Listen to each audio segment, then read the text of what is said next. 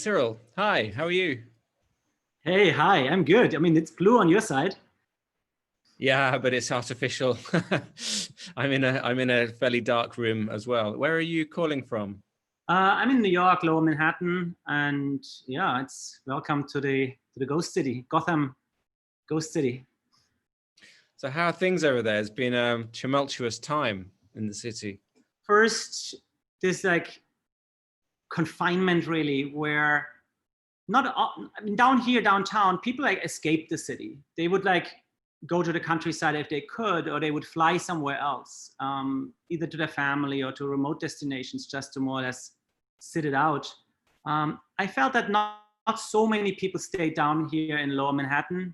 By night, you saw like not so many lights. The streets were extremely empty. The air was clean. You felt actually the first time that it's really an ocean city, and the noise was gone. And then at some points you are like feeling as if you're in a movie, but then on the other hand, it's cool. But then you don't anymore know if you want silence. You're not really in a city. So the whole idea of being in a metropole like New York was at question, I would say.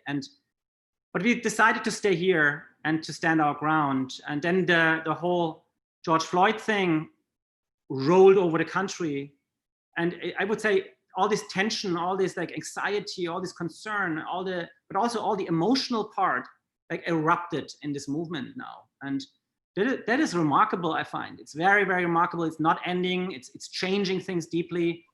And yeah, change never looks as you would expect it, I guess. But I feel this is the moment where things are changing in a very, very fast pace. And talking about change, I mean, tell us about who you are and your organization, because you've been fighting for change for a while now. Tell us about what you do.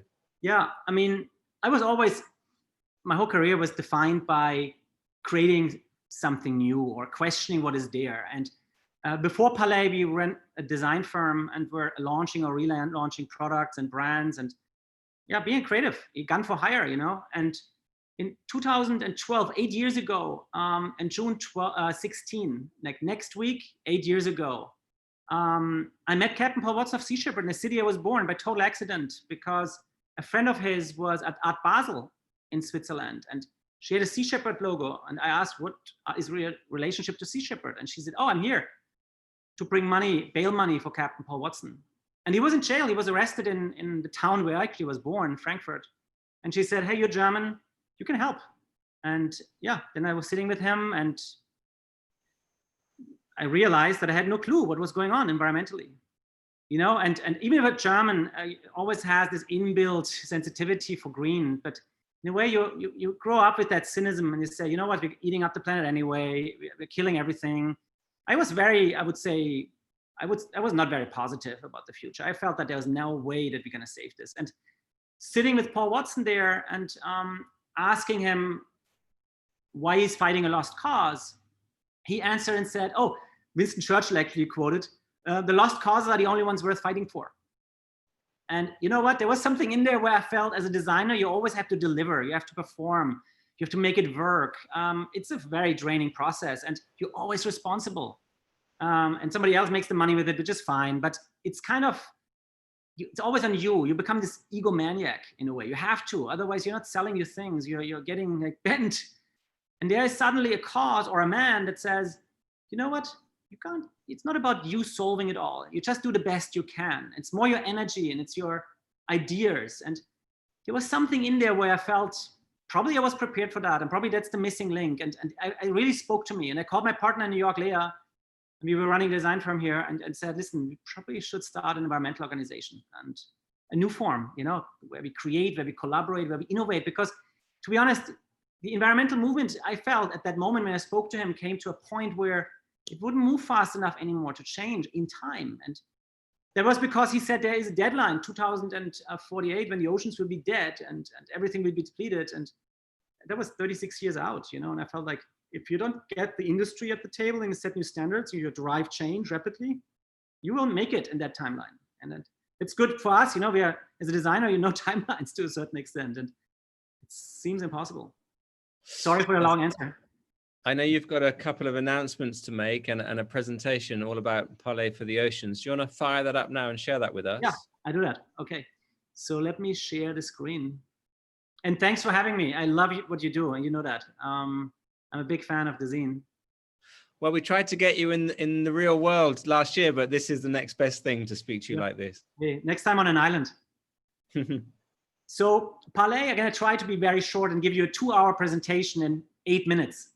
So Parley is a negotiation of peace. And it's really about making peace. Now we learn we have to make peace with ourselves. We have to understand we're one species, but it's about making peace between mankind and the sea. Because technically we are at war. We are killing everything in a rapid speed, and we're not aware. We are fishing, we are polluting, we are destroying, we're warming up. And the planet is like going downhill fast. And people say we are in the 6th mass extinction event. And it's true, you know, there are millions of species dying, and we don't even see them because we probably didn't even know them before. So when I started Parley, or we started Parley, we felt like 2048 was that deadline. And it was 2 scientists who predicted that if we keep fishing, then by 2048, the way we fished back then in 2006, actually, when they made the study, by 2048, the oceans will be depleted.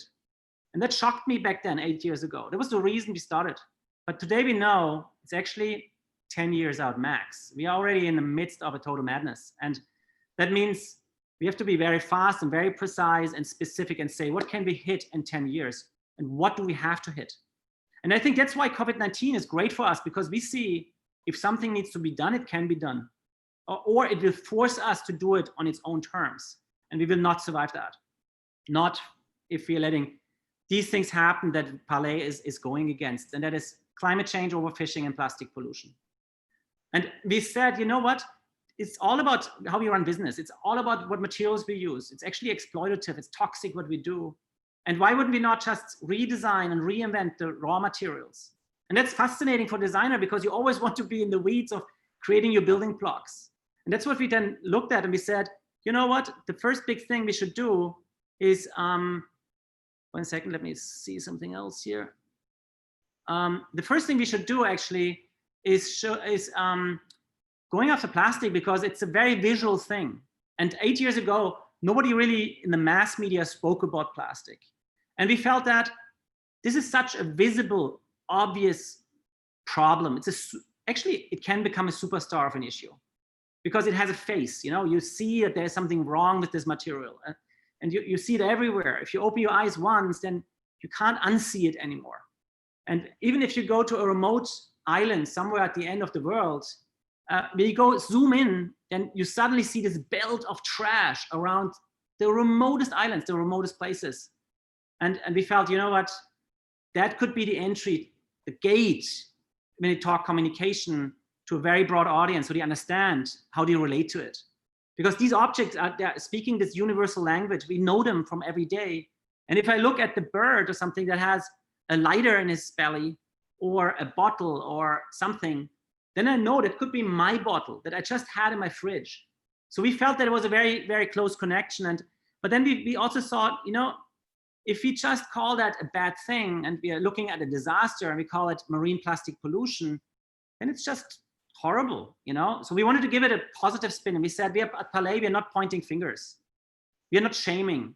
We're actually saying every opportunity comes, or every crisis comes with an opportunity. So why would we not see marine plastic waste as an invaluable, premium, luxurious ingredient for a new material?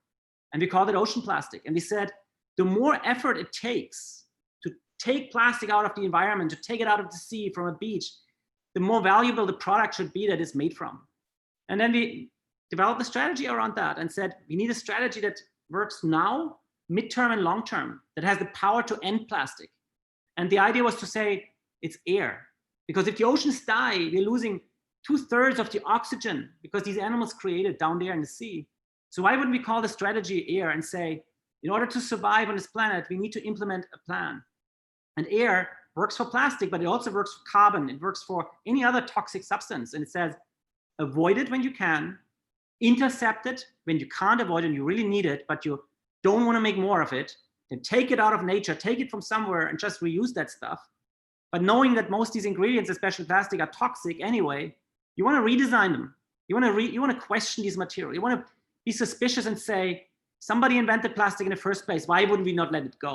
Why wouldn't we not just redesign? And so we felt that we have to do this in 2 steps, and first go and take this material, turn it into something. Here you see a fishnet. And hey, it's always great to combine science, activism, and design, you know, and test stuff out and create ingredients. And we made a shoe, you know, a dummy. And we presented it 5 years ago at the United Nations with our air strategy. And we said, this will be the strategy to end marine plastic pollution, air, because we are declaring the problem a luxury. We're declaring purpose a luxury.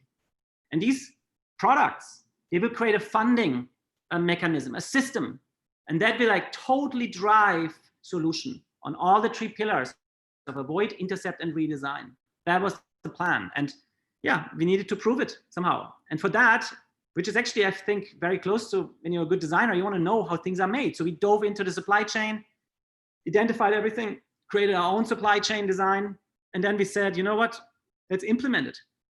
And Adidas was our first partner. They became founding partner of Parley, and they signed a 5-year contract, and they pulled the second option, and they showed courage. And I mean, they just did believe us. And they said, you know what, this is a vision we want to support. And let's create shoes. And let's create uniforms for players. Let's come from top and go down. And when we presented the shoe 5 years ago, it became an avalanche. I mean, I guess it was the biggest, I mean, they say it was the biggest campaign, unpaid campaign, because it was only press that they ever had. It outperformed everything, and it was just a press release because people felt, I think everybody feels that there is something bad happening. And if you answer this like fear, this existential fear, we all beings feel that we are threatened, and we are right now by climate change and all these pollution things, then you just want to see a positive answer that allows you to kind of address it. And that was what we did.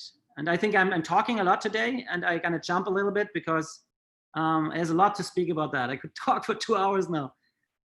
But we more or less had to prove that it works. Adidas grossed, I think, $2 billion with that material. We built a supply chain with the Maldives. They onboarded the Maldives as the first country partner, as a member state. And that brings me to the point where I want to explain quickly what Parley is. It's a collaboration network, really. And for creators, for brands, for governments. And it's about bringing things together. It's about creating models, making things, have other collaborate with you or copy you. It doesn't matter. Just drive the direction by making, not by just speaking. I think that was, I'm doing it creatively with collaboration, eco-innovation and stuff. So that was the idea. And we said, let's be futurists, not environmentalists. Let's create, you know? And today is interesting because I can talk about 2 things that are new. And one is the Parley Institute for Material Science, where we have a team together now of the best chemists and astrophysics and entrepreneurs and people that know how to deal with investment strategies and people who can build supply chains. And yes, we can look into recycling now in a different way because we are able to create new technologies or buy them or invest into them. But also we can look into green chemistry and see, hey, what can we replace already? What is out there and what can be done? But then a very interesting field is biofabrication, in which we are for a long time in a way in exploring it. But now with the Institute, we can vet technologies and say, what can you grow out of bacteria? What can you grow out of algae? How can you grow products? Can you grow something out of yeast or proteins or fungi, mammalian? And to be honest, I believe that the future is about materials that are non-toxic. We can't have the circular economy idea will never really work with the materials we have, because they're always shedding and leaking. They're always doing something bad. We need materials that can leak if we are losing them, but they would not do damage if they leak. And that's the big thing what we want to do. And we should learn from nature. We should learn from as simple as a coconut. You know, a coconut is fucking genius, you know. But then also, what can you do and how you can grow things, building materials? How can you grow fibers? You know, and the good thing is we can always test materials, put them in a product, run them through one of our partners and see, like, would they use it? And if they do use it, they say, you know what, that's a great material. We can go back and say, guys, here we go. Now we can scale, you know? And I think biofabrication will go in all territories. It will replace pretty much everything in the future, in the next 10 years. And now I'm speaking about the last thing quickly. Yeah, today, this morning, we signed an agreement with a new partner, with the World Bank. And that means with governments. And that was always for us, and we collaborated with the UN and lots of intergovernment organizations. But today we said, and we signed a paper saying that we are rolling out Parley, the air strategy, to 8 new countries. And that's South Asia. And we are building a network of organizations. And we are basing it all on air. And we're bringing communication, education, direct impact, material science, product fiction to the places. But also adding to the materials what we call Parley ID, a unique identification of materials. It's a long topic and I don't want to eat up all the time, but it's all about standardization, technology, finding new business models for people. You know, trash pickers are right now out there picking plastic and getting paid like 60 cents per day, $1. Why can't we pay them 10 times more, 20 times more, even more, and give them career opportunities and make them ambassadors, grow them into something where they can stand up later and educate their communities or run a facility for themselves or go further, go into technology. Why would we not bring new technologies to these countries that missed probably steps and suddenly they're going and they're growing silk from scratch or something? So the idea is really to end this old idea of like hard labor needs to be exploited really towards having volunteers, having people out there. They're doing it to support, they're doing it and because they see opportunity and they're getting opportunities to grow out of this situation, you know, and that's what we're doing in 28 countries. And it comes with challenges, you know, everybody's different and you're dealing with a lot of partners. I think we have over 700 collaborations, but which brings me to the next step. We are introducing now a full traceability program. That means we want that every consumer who buys a product sees everything. They need to see where things get collected, how it gets chipped down. Why would I buy into something I don't know where it's coming from? You need to really know that. And then you put a marker in the material. You can read it out at point of sale and you can say, you know what? I know where this material is coming from. I could go there. Probably I want to go there. That's what we're introducing. And it's part of this whole program. And then also like a toolkit where you have recycling plans in a modular way that you shoot out into the countries and people get educated and equipped with knowledge and they can run these plans and they can make money there. And actually not these little cents that people would get now, to be honest. If you're recycling material, you're just losing all the time. It's like so hard, you know, there's no value. So we said, we want to bring the whole process to the countries, that actually everything to the pallet gets made in one facility. And then you can cut down the supply chain. You have full traceability because it's very short. You cut out all the middlemen and the people who do the work get actually paid. And you're not shipping around bales from A to Z. You're actually then combining that with digital printers or 3D printers, sorry, and you print stuff on site. So people can actually make things in these countries. And then you're creating more and more value. I think that's the pretty much the outline of what we signed this morning as a plan, as a contract with the World Bank. And it's first a $50 million investment that we're sharing. They contribute, we contribute. But the second step will be way larger. And the big dream is that we are going out by 2030, hopefully.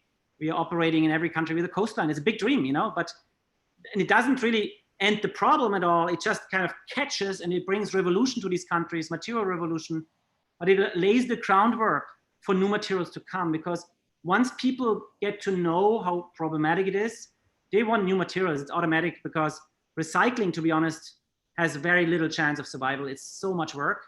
And you can only make it work if you're putting it in premium products. And that's why we're partnering with people like Adidas. Thank you. And so just to put this all into context then, and also building on the interview I did with you last year, the focus on plastic is like a flag, right? And it's a temporary thing, because really you don't want to take all the plastic from the ocean. You want to stop plastic getting into the ocean in the first place.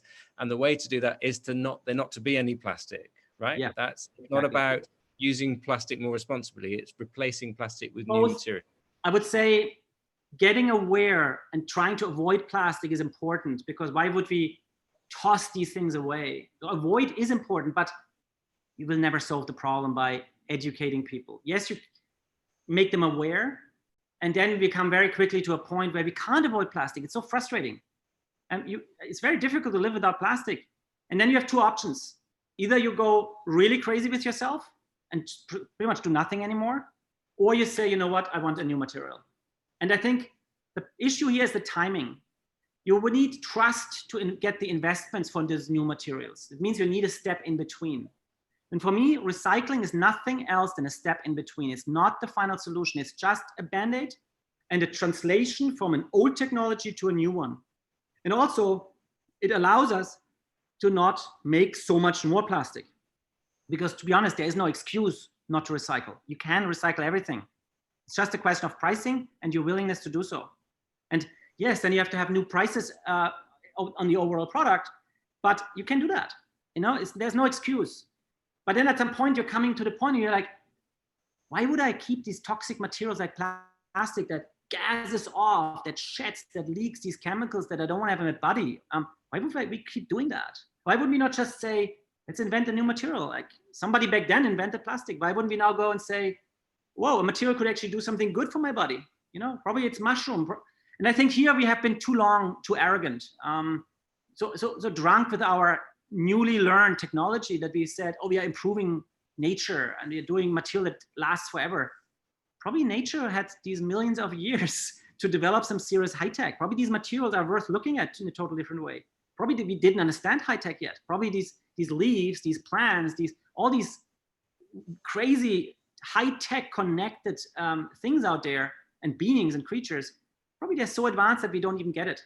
And that's what I believe now. I think that we can make things in a total different way. We can grow them and they're gonna have additional features that we can't even dream of yet. That's what I believe in. That's what the biofabrication community believes in. That's what people show also. And to be honest, that's also what we're seeing in labs.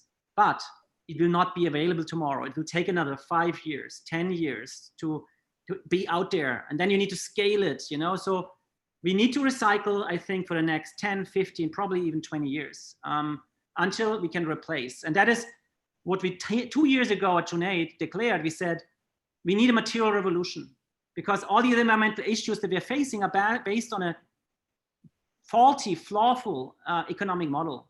And it's the building blocks, the ingredients, how we make things, what we use. And we need to revolutionary that. It's an innovation that we have to drive, an eco-innovation, and not this like morale thing and pointing fingers and shaming people. That's really not really working so well. I feel it's working better to be enthusiastic and say, there's an impossible mission, let's create a solution for it.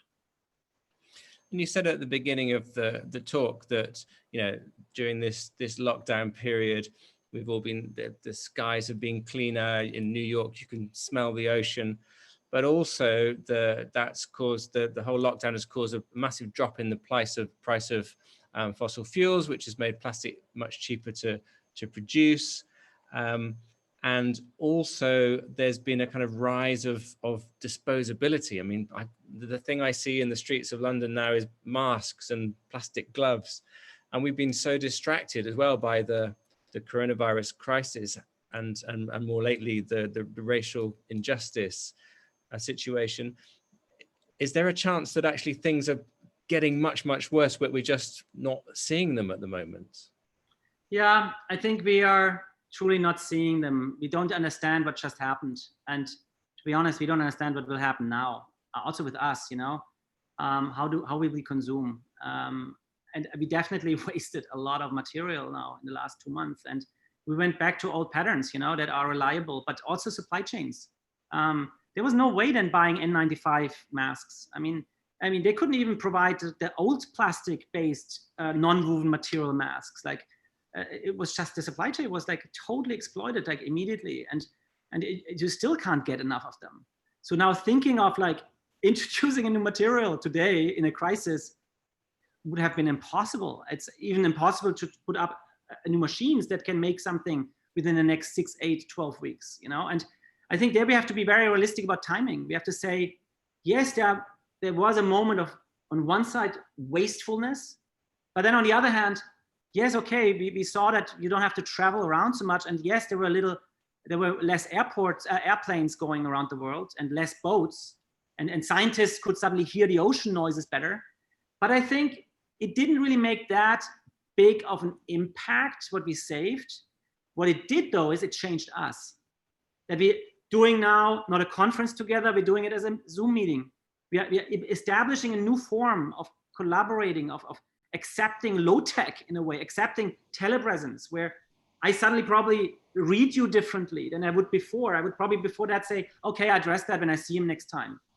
And now I have to read you, I have to feel you, I have to have a different relationship with you, because probably I can't see you for the next month, you know. And I'm in a very sad situations like that in the last 2 months, when family members were in real trouble and they're about to die, you know, and I can't fly there, and suddenly I discover a way to connect with them through a Zoom with my grandmother. I connect with her with this Zoom chat, and she learns it, and suddenly we're probably looking at each other for 10 minutes, and it's so powerful, and it's different than I would have done it before, because I would always have thought I can go there.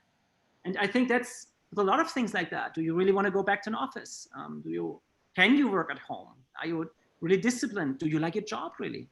Probably you hate your job, and you're just finding excuses to be off work, and now you're sitting at home and you're having different interests. I think something is being compressed and united, and you are questioned, and on all levels, you know, and then people react on that with fear and be aggressive, and they feel like they lost something in this time, and others, they won something. And I think we're coming out of this open for something totally new. I think that is what we are winning, and we are seeing that it can be done in a big scale, you know. Okay, so I guess what you're saying is that even though in the last 2 months there's been a sort of short-term increase in disposability and so on and so forth, the important thing is that we've changed, and our expectations have changed, and maybe our dreams have changed, and definitely our memories of the silence and the bird song will live with us forever, and hopefully it will make us fight harder to retain that. But of course, in the oceans, plastic isn't the only pollutant. You have runoff from agriculture, you have fossil fuel pollution from vessels and things like that. And when you talk about the oceans being, you know, denuded of fish within 10 years or whatever, there's also the trawlers and the exploitation. So how is Parley tackling those kind of things? I know I know why you chose plastic as the kind of, it's a symbol. It's, as you said, it's a flag, it's a symbol, and it's a can opener, because to be honest, it was the only cause out of climate change, overfishing, that people would accept, would look at, and also would like be shocked but not disgusted. You know, plastic looked always nice. Even it's sad, but even when you open the belly of a bird, it's like, oh my God, and then, oh, it's colorful, and I know these items. It's like magnetic, and you always relate to it. You don't have that with climate change. You feel like some other big industries are responsible, and overfishing, illegal fishing. You don't want to see the blood. People never really wanted to see these like horrible scenes, you know, and they would never have really big traction, even if they were on the front page of the New York Times. People don't want to be confronted with negative. So you have to kind of find a mix between beauty and fragility. And I think what we are doing is with plastic, we're addressing pretty much all toxic substances. You know, it's like, it's the stain, it's the glue, it's everything we're putting on products that we're putting on us. And it's a placeholder, it's a bin for a lot of things, lots of ingredients. And some can be honestly exchanged rather easily. You know, you just have to find a manufacturer that stops their line for 2 days and test something else, and probably you already found a solution. You know, but you have to know the whole thing. You have to know the supply chain, and you have to know about design process. You have to have an overview, because it's a super complex system. And no one can ever have that alone. That means you need a collaboration network. You need to know the best people, and you can't manage them. Best people want to do whatever they want. So that means like you just give them access, knowledge, and say, hey, here's a guy, test him out. And here's an idea, test it out. And then you have a strategy, and you give, that's the job of the institute. You have to evaluate materials. I have to say, listen, this is actually a good material. And probably stuff that looks good isn't. You know, if you're just making something from a weird tree and you're bleaching it to death and adding crazy chemicals, and just because it's bio-based, it doesn't mean it's good. Or just because it's natural, it doesn't mean it's good. You want to have it in the rivers or in your body. So you really need that complexity. And I think, yeah, that's what we're after.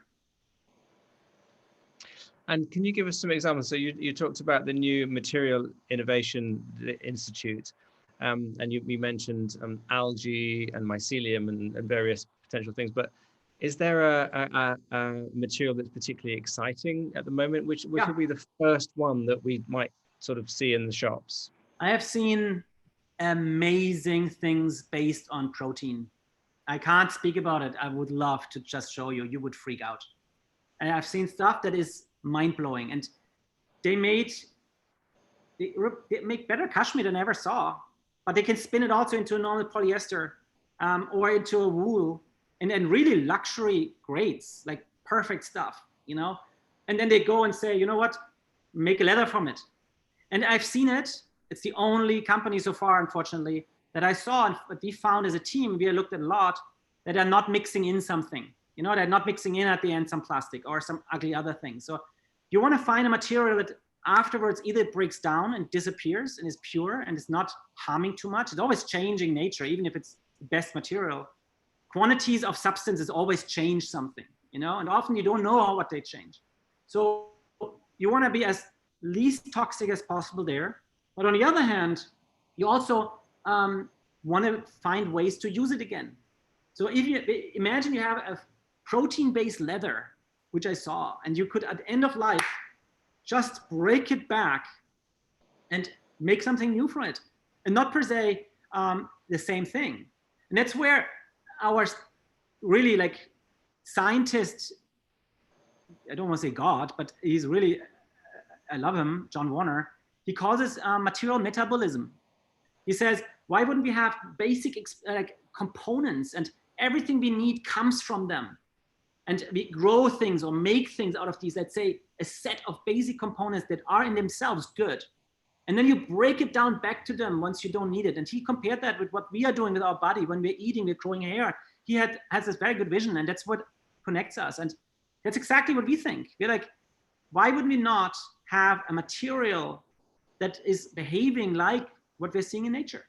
And that's what I saw there. And it came with like attributes that classic materials wouldn't have, that you can program things in a certain way, give fabric or items functionality, sensors, but also it could give you some additional healing power, for example, or it could give you any kind of things that people are dreaming from science fiction, you know, and the bandage that you always had in computer games that just closes things. Why wouldn't we have that? And why wouldn't we have amazing energy giving or soothing substance coming into your body that is normally only found in a plant? It could be in your fiber, you know? I think it's fantastic what we can do. And also the other side is, though, let's be skeptical. You know, let's look at it and calculate it through and think this is successful. And don't always think of failure, because probably the failure is not as problematic as the success, because success you can't stop. People invest, people want to drive it, people want to grow it, people want to sell it. When you put a material out there, how can you take it back? You know, how can you say at the end, oh, you know what, I didn't think it through. It's actually worse than what I want to place. Now all these fibers go in the brain or something, you know? You don't want that. That means the institute, the role of the institute is to develop a master plan for the next 10 years and work with all these people, bring it together and say, these are the attributes that these materials should have. And say, this is on strategy, is off. And if it's on strategy, we give other people a green signal and say, invest, you know, this is a good thing. And if it works, we're putting it right away into the production with our partners. I think we're short wiring these processes. That's the vision of our network right now.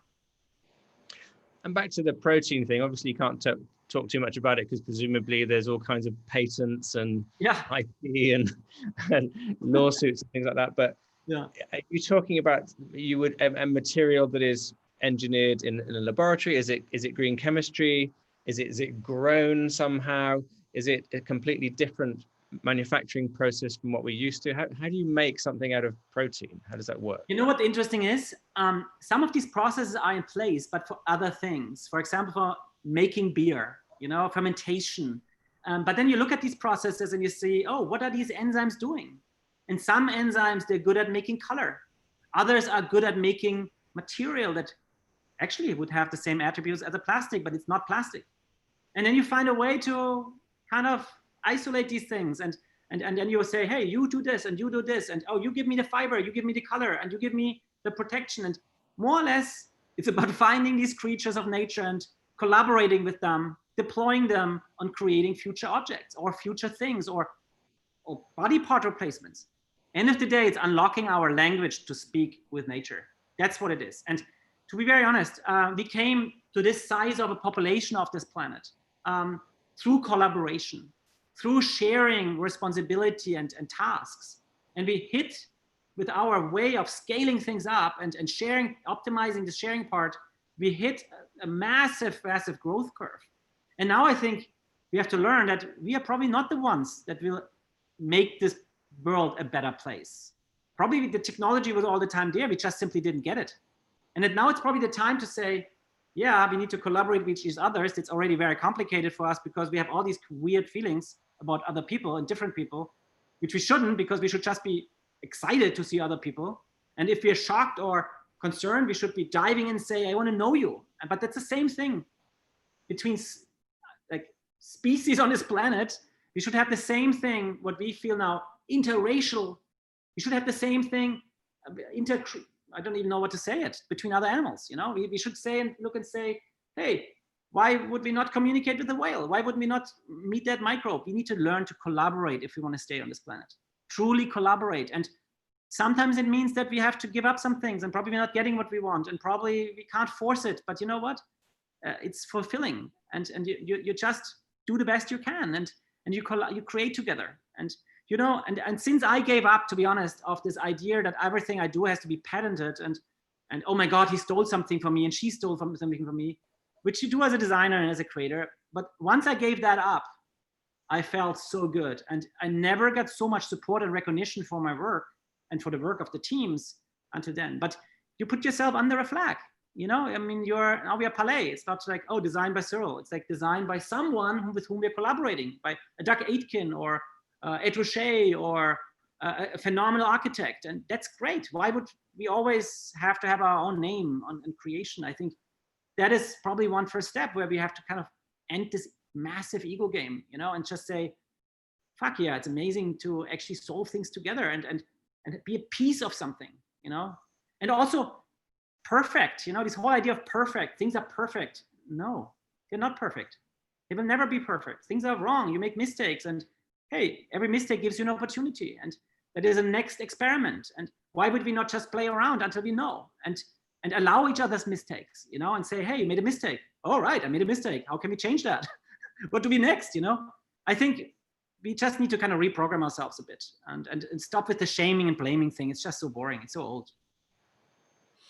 You mentioned before about that you chose plastic because plastic is pretty, shiny, and people don't want to be seen to see the, you know, the blood and the death and the disaster. But isn't there a danger that people will think, well, I bought my recycled plastic shoes, so everything's okay now? Oh yeah. And they're kind of they've tricked themselves into thinking they're solving a problem, whereas in yes fact, and no. I think we have to let go of this idea of greenwashing, you know, out of two reasons. I think, first of all, everybody who starts doing the right thing will automatically do more and more and more and more, because there are people in these companies, they just love it. And the moment you say, I'm doing something, people come to you and say, hey, want to use that? You're more or less, it's a declaration of intent. You say, I want to do something. Are shoes from ocean plastic better than plastic shoes? No, they're not. But the act of removing plastic is a good one. The act of not making more plastic is a good one. And to be honest, the act of questioning and pointing the finger on plastic, what we do, and saying, this is a design failure, that is a good thing. So, but on the other hand, where's the problem? If somebody does a little step, let them do it. But give the people the education that they can see it for themselves. And I think what is happening very soon is that people don't need instructions anymore.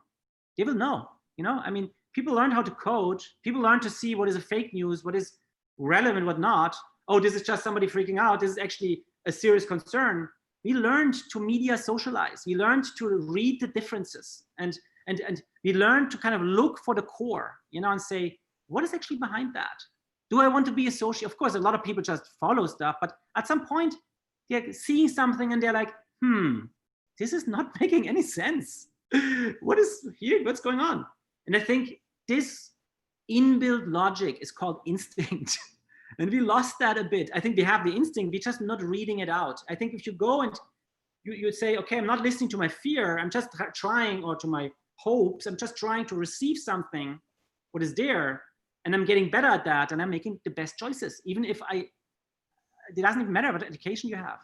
I think we're getting more sensitive, and I think the next big step is that you're understanding what is good for you to wear, what spaces are good for you to be in. And we can help with that. And that's why the Institute has this, what I said before, the Parley ID factor. Because I don't want to, honestly, it's so complex. There's so many people involved. You never really know if everybody does the right thing.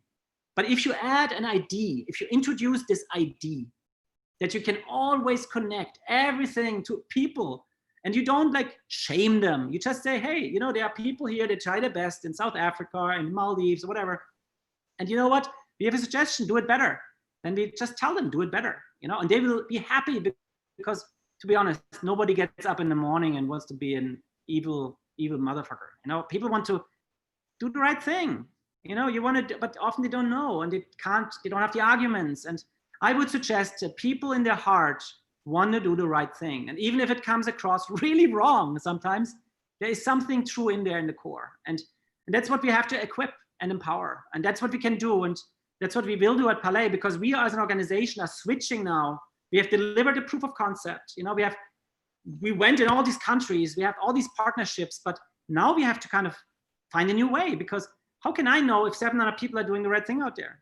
So we need tech, you know, and we have to evolve from the proof of concept people, big proof of concepts, obviously, but it doesn't really matter the size, it's convincing proof of concept. We have to evolve to a network that just says, here's the platform, here's the key, here are the tools. Oh, you need funding? Then, hey, raise it. There are people in the network that give funding. Don't come always to me.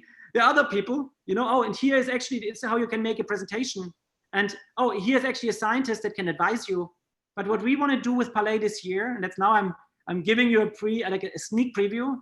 We want to launch a virtual place where our network comes together and does in a large scale what we can't I would say, with people in offices and people in 88 countries can't do themselves, you know? We need to shift it over to a community, a global community. And to be honest, that's the way to go. You have to kind of more or less trust that collaboration will at some point just happen, but you have to kind of create the framework for it. And I think Parley is that now. You know, we're not perfect at all. No, we have always said we try our best, and we started with 2 people, Leah and I, and we tested and tried, and then we employed people. But you know, we did it in our way in 8 years, and now we're here. And I think now we want to encourage others to do the same, because if they are inspired and if they feel like I can do this and I can do it on my own, or I can learn something from them, or I can get something there, or I meet the right people there, then we did our job. Because end of the day, it comes all down to this one moment where if I wouldn't have met Captain Paul Watson of Sea Shepherd in this little law firm in Frankfurt on June 16, 2012, 8 years ago, and it gives me the shiver because it was the birthday of my grandmother, and I sneaked out of the house and flew to Frankfurt, and I was there to celebrate the birthday. Now I feel bad because she's dying, you know, and I said, but on the other hand, it started Parley, and we met, and then we said, it's this connection, and he gave me this first epiphany, and I gave it to Leah. I called her, and there's always somebody from whom you can learn something. And I think these chain reactions is what we have to trigger, and not being fearful about just doing something and giving stuff away. You know, it always comes back. That's how I feel about it. Final question, Cyrill. I mean, you're clearly an optimist. You clearly believe in the good nature and good intentions of people. I'm not sure I share that vision in all cases. Come with me on an island. Sorry? You have to go on an island and dive, then you do. The manta rays will tell you. But what is your vision of the future? I mean, even if we manage to save the oceans, even if we manage to find new materials that replace plastic, still climate change is with us, still species are going to become extinct, still human population is growing. How do you see the world in, say, 50 years time? It's going to be, we're in the Anthropocene era, human activity is changing the planet. It doesn't necessarily mean it's for bad, but it's not going to be the same, is it? Looks bad. Yeah. But you're right. How can we judge? We don't know. You know, you're right. But what is the world going to be like in 50 years' time, assuming that you're successful in the things you do? The world still won't be the same. And here we go. Complexity is always, the fear of complexity is always the biggest obstacle. Oh, we are not, I'm overwhelmed. I can't do it. And you know what I learned from, I think, was skateboarding. You just do the first trick and you improve and you improve and improve. And suddenly you do things you never have ever dreamt of. But you don't try it right away. You keep going and you just do it. And somehow you automatically learn. And you don't do everything at once. You take the complexity and you could actually describe it as a big mess in a room. And you just take everything out of the room first. And then you take one item and put it back and fix that. We did that with plastic. I don't say we fixed it because plastic is still on the increase, but we created doubt that this is a standard, a good standard technology. And we inspired people to look at it differently and also to look at themselves differently and say, you know what? I want to start in this direction. And you have no idea how many people write us and say, I'm going to do the same leather. And everybody who creates materials will say, look at Parley. They're selling trash as gold. I mean, they're able to pay people out there in the Maldives transfers where the boat from island to island and whatever costs more than the worth of the raw material, which totally makes no sense. You know, and there's always a solution for these things. There's always a model. Price and effort should never be the excuse. And what you're saying is more, how can I find my niche where I'm best? And we at Parley, we decided that we want to encourage others to do what we did with plastic and with ocean, by creating this brand Ocean Plastic, which is now everybody's using it in a way. You know, it's not funny, and we don't know. I mean, that's also why we are inventing a Parley ID, because we want that people actually know what is coming from where. Why would we not do that with other things? And at Parley, we're going to do everything what is on our path. That means working with Adidas, we see the supply chain. Yes, we're going for plastic, but then they say, hey, can you do something with paint? Can you do something with stain? And then suddenly you find other people that focused on stain. And yes, they carry another brand, but you know what? That's great. You bring in another brand and they call themselves Green Super Villain because they love the name. And suddenly this helps to solve a problem. And imagine you have these things happening in parallel everywhere. So what we said is we're going to tip onto 3 topics that we find most important. And we feel ecosystems will totally benefit from that. And first is plastic pollution, because it's visual and we needed it. Yeah. The second one is climate change. We're going into climate change because when you're looking at it, it's the same thing. You have to avoid the emissions, you have to intercept the emissions, and you have to redesign the reason of these emissions. And with, like, I think 37 gigatons of emissions going into the atmosphere every year, that is a lot of interception you have to do and a lot of avoiding you have to do. So if you're not doing the redesign piece of like not creating the emissions in the first place, boom, then you're not solving it. And here, for example, working with biofabrication has an advantage because, oh, there is a person that actually, or a group that invented a way of making concrete from bacteria. Oh, there's no carbon emissions. Why wouldn't we not use that instead of creating all these carbon emissions? And that's, in all these cases, what I'm saying is, it's all about the materials. Even climate change is emissions. It's eating cows. I mean, we shouldn't eat animals anymore. Why are we eating animals? Why are we killing these animals? Why are we not collaborating with them? You know, and I find that you can easily, that's what you're seeing. I mean, meat, fish, and all these things, they are the easiest to replace because it's not the biggest technology obstacle. It's more in our minds. It's a branding exercise, you know. And Possible Burger I had in my deck, but I didn't want to dive into. Beyond Burger, actually, I would even pronounce more. They have done that extremely well. You know, it's a cool burger. You want to eat it, and I don't know what they put in there. I don't know the whole bill of ingredients, but I feel better than killing a cow. You know, and probably at some point later we're gonna have Parley ID on it, and then you can read it out and you know what is in there, and then you're excited. But what I'm saying is, climate change can be fixed with materials, with interception, but also we have a big debt right now. There are 2,000 tons. Sorry, gigatons that we already pumped into the atmosphere, what I learned, and from our scientists, and they say it's so much, you know, we're adding every year this 37 gigatons to it. So yes, you can intercept it with trees and with seaweed, and there is a lot happening, and we are supporting these things. But you will come to a limit. You can't put a kelp forest in front of every coastline. You have to start that way, because you're like attracting fishermen or something, or you're attracting new businesses, and you're probably getting these people not to kill the fish, but doing the kelps and growing forests underwater. And the same thing you can do with mangroves or with empress trees. There's so many ways that nature can intercept, but then you have to think, is it the right thing? You know, what happens if the tree burns down, if it falls down, if somebody steals it? And you have to look at all these things. Is the carbon that is being intercepted staying in these materials? Or is there another way? A friend of ours, he came up with a phenomenal brand.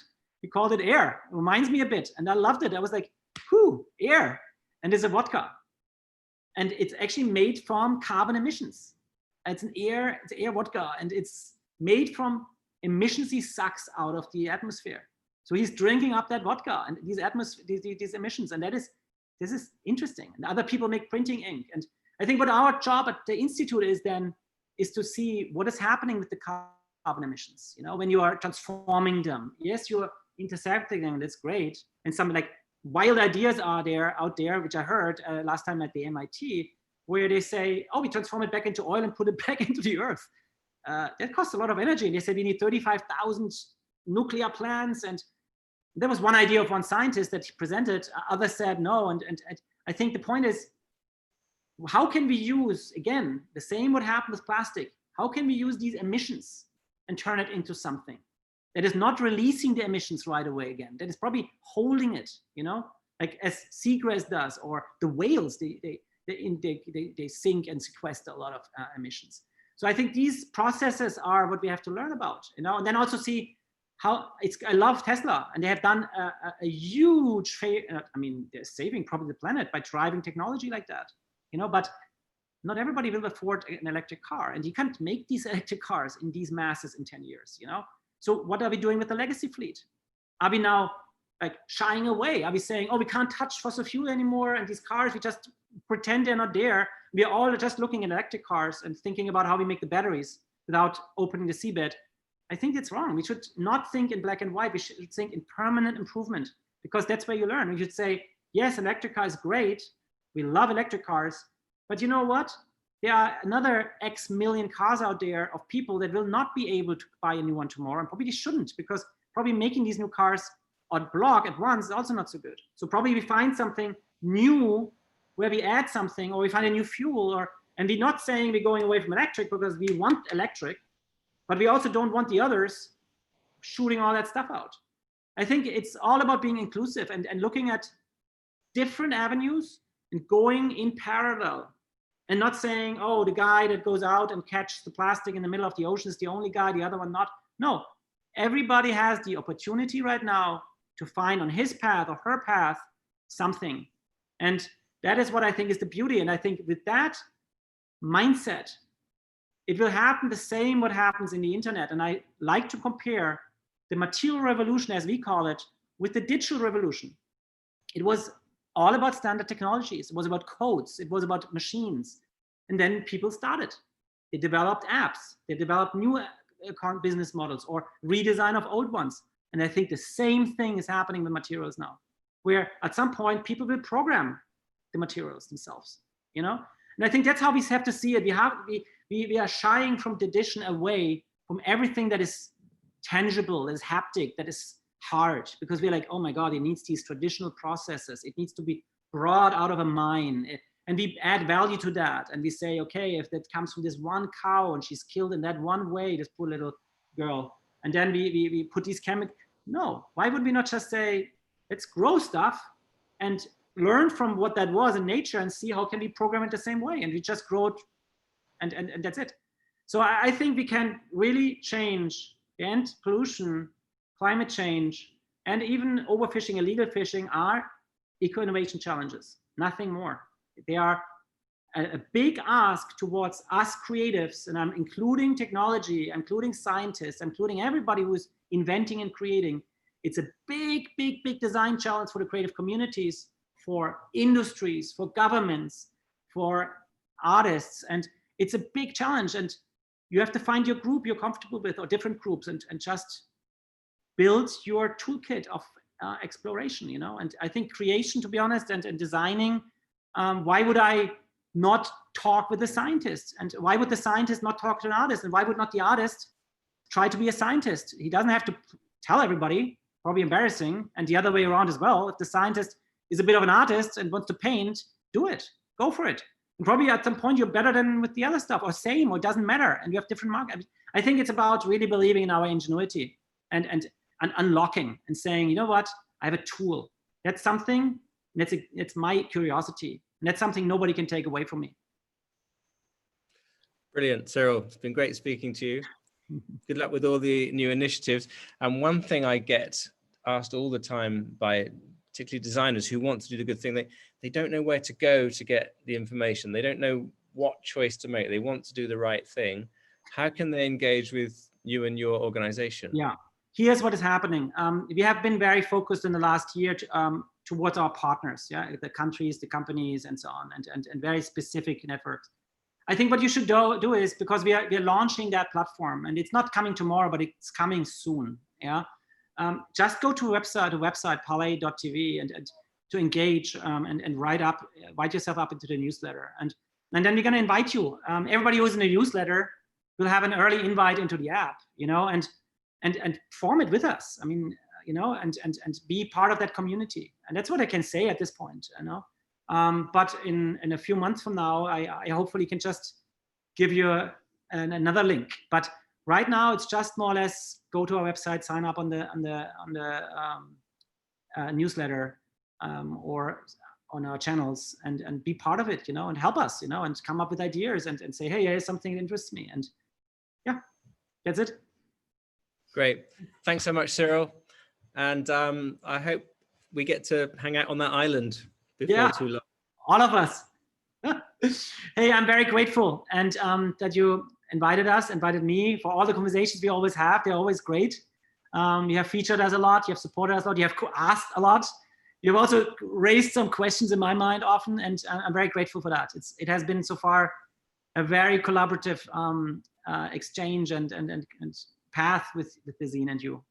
Well, it's really good to hear that, and that's what we feel our role is. And I know you've had a really busy day, so I really appreciate that you found the time. And we didn't even mention that it's World Ocean Day. World Ocean Day. You should be in the water by now. Day, yeah. No, it's happy World Oceans Day 2020, and yeah. And the interesting thing that the theme to this year is about innovations. Yeah, it's a UN day. And yeah, it's all about innovations this year, and that's what we need: eco-innovation, and not sustainability. That's boring. Eco-innovation. Ciao. Bye. Ciao. Thank you. Bye. Ciao.